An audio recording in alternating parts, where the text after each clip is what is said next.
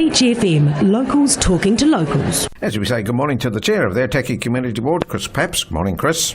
Good morning, Nigel. Good morning, everybody. It's a bit overcast up here today, but reasonably warm and not a bad sort of day. Good day for golf, I would suggest. Well, I've got a Gateways meeting this morning. It's not a secret squirrel meeting, Nigel. It's a meeting on the Gateway sculptures with Fletcher's NZTA.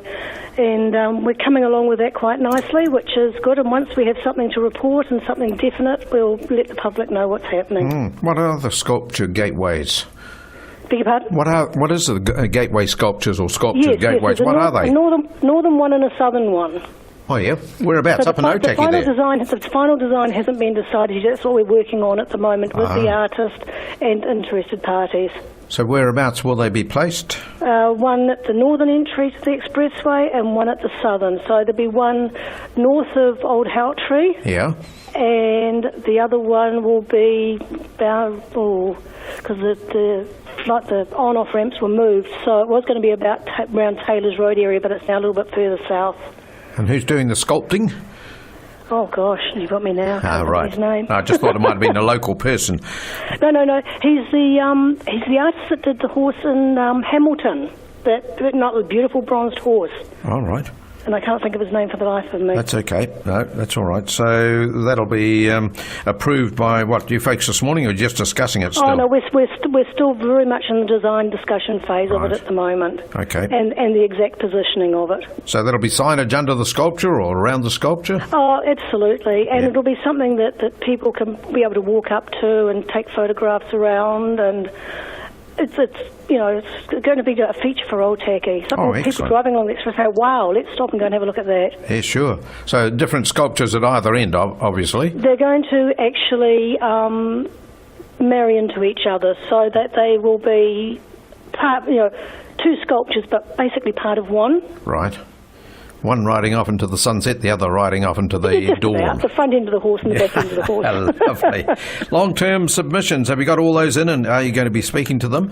Yes, I am. We've got in our ones to our own council, and we had sort of a run-through with councillors a few weeks ago on our submissions. So ours are in. Basically, it's a list of things that we were looking at we would like done in Otaki. We know there's not a lot of money at the moment, but bearing in mind this is a 20-year plan, and we need to actually place mark things just so that they're there, so that when money or funds do come available, we're at least on the books for these things for Otaki. That's different. So, as I say, some people might say it's a wish list, but they're all pretty. They're essential for Otaki, I think, and they're things that the people of Otaki have requested. So hopefully we'll get most of them, past the starting block, and we'll go into the long-term plan with them. Looking forward. So what are they, Chris? Just a couple of them. A couple of them. Yeah. I've got them right here in my... Well, we were looking at sort of a water slide for the pools, slides down the hill to the pools. Hold on. Here's my list right in front of me now. Because I've been doing the one for the regional council as well, so everything's sort of merging into one at the moment. We're meeting out at the moment. Yes. An upgrade for lighting around the Otaki railway station car park, the pavilion toilets down at the beach, getting those upgraded. Riverbank Road cycleway pathway. This is sort of to interconnect with the new shared pathway that's going to take people off the expressway pathway and down towards the beach. Destination signage to support Otaki's economic development. That's just a few. We've got quite a lot. But as I say, it looks like a very big list in comparison with some of the other boards. But they're, on the whole, nothing there is really a huge ticket item. Sure. If you don't put them in, you won't get them. That's right. And if you're not on the list, you're not there. So as I say, it's just place marks for the future for Otaki. Now, you've got a speed limit review up there, or right throughout the district. Have you got any speed limits that you're going to be talking about? Well, we haven't really sort of crossed that bridge at the moment. We were looking at what's happened down in Waikanai, and we really need to be ahead of the 8 ball on that, because there's a lot of controversy over the parking and the speed limit through Waikanai town. So bearing in mind that once our state highway one becomes a local road, we are going to have the same problems. So we really need to start the conversations now with the local business owners and the people of Otaki to see what they would like to see going through that main street. Yeah, sure. All right. Hurotai pump track. Now, that's been closed off, hasn't it, at the moment? I don't know why. I thought it was due to open, so I haven't heard from Alison what's happening there. Right. So I'll give her a call and just see. Yeah, sure. But the other exciting thing is the tennis courts are now open to the public, which was something I was aiming for quite a few months now, since the last election, because I felt that the tennis club had a monopoly on the courts. The ratepayers paid for the upkeep. Okay, the tennis club owned the club rooms and everything, but I felt that our general public should be able to use them, bearing in mind that the tennis club should have rights to have them for club days and things like that, exclusive rights. So now the tennis courts are open during the hours of the pool opening. The pool people will open and close them, so that's great. I hope people will take advantage and use the tennis courts. Oh, the tennis club might get some new well, they may members. do it. Hopefully it's a win-win in all situations. But the other thing I want to talk about is we're putting a submission to the Greater Wellington long-term plan and the transport up here. And I was horrified to read that our percentage of the rates going towards transport's going up. Poirua's and Lower Huts are going down. They've got a far superior transport system than we have in Otaki.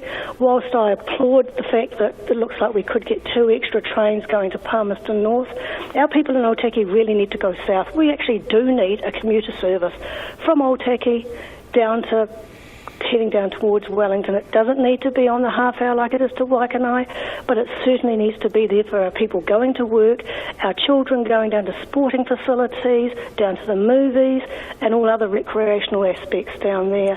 So I'm a bit upset that, as I say, our rates are going up in that respect, and other areas are going down where they do have a far superior transport system than we do. Yeah, even if the transport came down to Waikanai, so you can jump on the trains from Waikanai to Wellington, I suppose. Well, that's it. I mean, I have a classic example. If I needed to go into Wellington a few weeks ago, I'm going down again next week.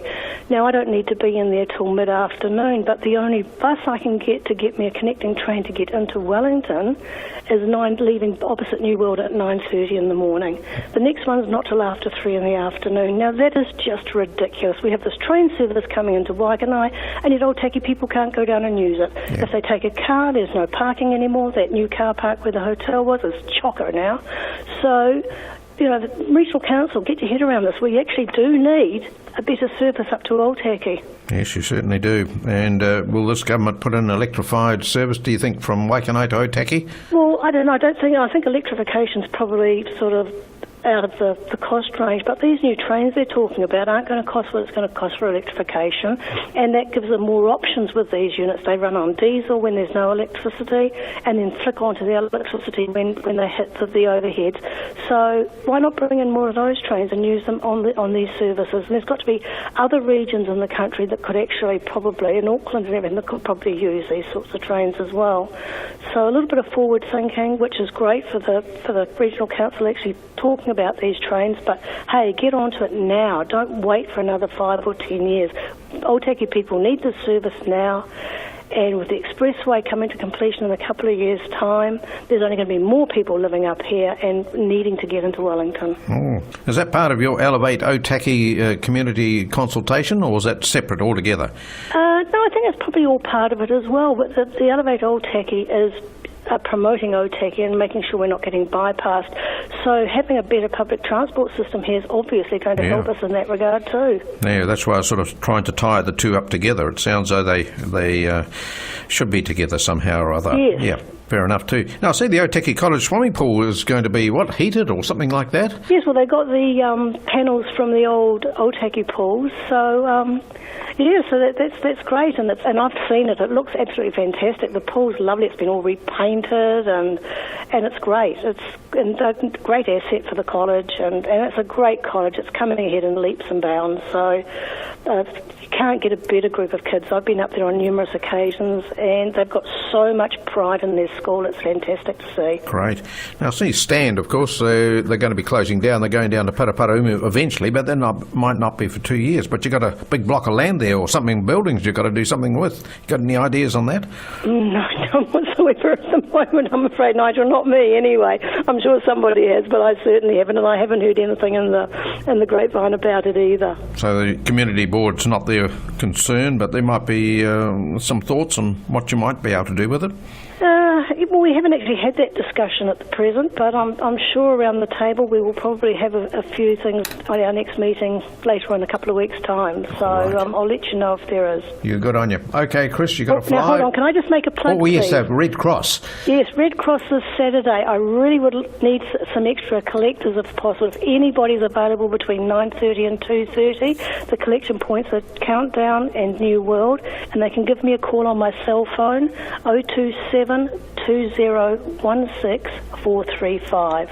That's tomorrow, you say? That's tomorrow, Saturday. Oh, right, yes. okay. And it's just very short, and as I say, between 9:30 and 2:30, and I'd be really grateful if anybody out there could give me a call and help us out. An hour would do the job. An hour, absolutely. Good on you. I try to pair people off in two, so you're not there on your own. And we do supply chairs. There'll be somewhere to sit and a table, so you're not going to be standing in the cold or anything.